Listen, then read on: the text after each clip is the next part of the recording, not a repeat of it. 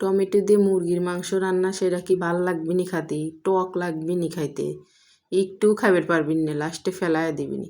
আসসালামু আলাইকুম, সবাই কেমন আছেন? আশা করি ভালো আছেন। আলহামদুলিল্লাহ আমিও ভালো আছি। আজকে মুরগির মাংস রান্না করব টমেটো দিয়ে। শীতের সময় কিন্তু এরকম টমেটো দিয়ে মুরগির মাংস রান্না আমার অনেক বেশি ভালো লাগে।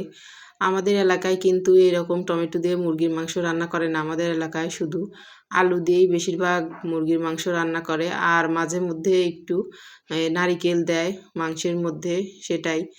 তা আজকে আমি মুরগির মাংস টমেটো দিয়ে রান্না করছি, সেটার রেসিপি আপনাদের সাথে শেয়ার করব।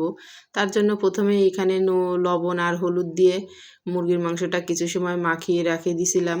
তারপরে এই যে মাংসগুলা সুন্দর করে আমি তেলের মধ্যে হালকা একটু ভেজে নিচ্ছি। এভাবে টমেটো দিয়ে মুরগির মাংস রান্না করলে কিন্তু অনেক বেশি ভালো লাগে।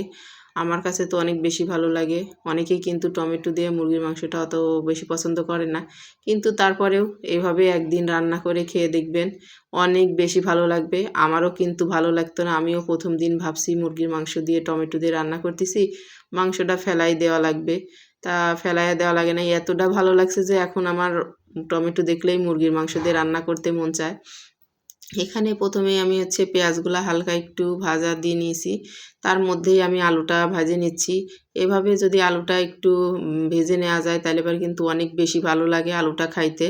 যাক, আলু আর পেঁয়াজ ভাজা হয়ে গেছে, এবার তার মধ্যে আমি টমেটোগুলা দিয়ে দিচ্ছি। টমেটোগুলা ভাজা কিছুটা সময় হয়ে গেলে তার মধ্যে একে একে আমি সব মশলা দিয়ে দিব। প্রথমেই আমি লবণটা দিয়ে আবার কিছু সময় একটু ভাজা দিয়ে নিচ্ছি, এতে টমেটোটা একদম গলে যাবে। এবার এখানে 1 চামচ আদা বাটা, 1 চামচ জিরা বাটা আর হাফ চামচ মতো রসুন বাটা দিয়ে দিচ্ছি, আর তার সাথে 2 টেবিল চামচ বাদাম বাটা দিয়ে আমি কিছুটা সময় সুন্দরভাবে কষিয়ে নেব, যাতে রসুন আর আদার যে কাঁচা একটা গন্ধ আছে সেটা চলে যায়। তারপরে এই যে কষানো হয়ে গেছে, এখন আমি শুকনা যে গুঁড়া মশলাগুলো আছে সেগুলা এর মধ্যে দিয়ে দিব। 1 চামচ হলুদ গুঁড়ো, তারপরে 1 চামচ ধনিয়ার গুঁড়ো, আর পরিমাণ মতো মরিচের, যে যেরকম ঝাল পছন্দ করে সেই রকম।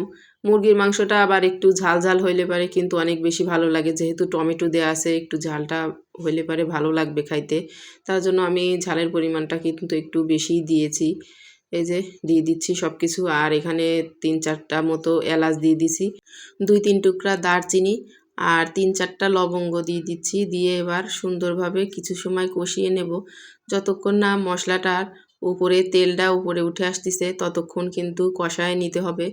মশলাটা যত ভালো কষানো হবে রান্নাটাও কিন্তু তত বেশি ভালো হবে। এ পর্যায়ে আমি কিছুটা পানি দিয়ে আবার সুন্দরভাবে কষিয়ে নেব, যাতে মশলাটা পাতিলের সাথে লেগে না যায়। সুন্দরভাবে কিন্তু কষানো হয়ে গেছে, আর এখানে উপর দিয়ে কিন্তু তেলটাও উঠে আসছে, কালারটা কিন্তু অনেক সুন্দর আসছে। এবার ভেজে রাখা মাংসগুলা আমি এটা মশলার মধ্যে দিয়ে দিচ্ছি, দিয়ে আমি সুন্দরভাবে কিন্তু কষিয়ে নেব। মশলার তেলটা যখন উপরের দিকে উঠে আসবে তখন বুঝতে হবে যে কষানো হয়ে গেছে, তখন কিন্তু ঝোলের পানি দিয়ে দিতে হবে।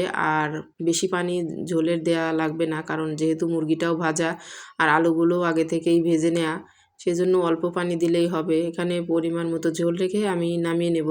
যদি ভালো লাগে অবশ্যই লাইক কমেন্ট করে পাশে থাকবেন। আল্লাহ হাফেজ।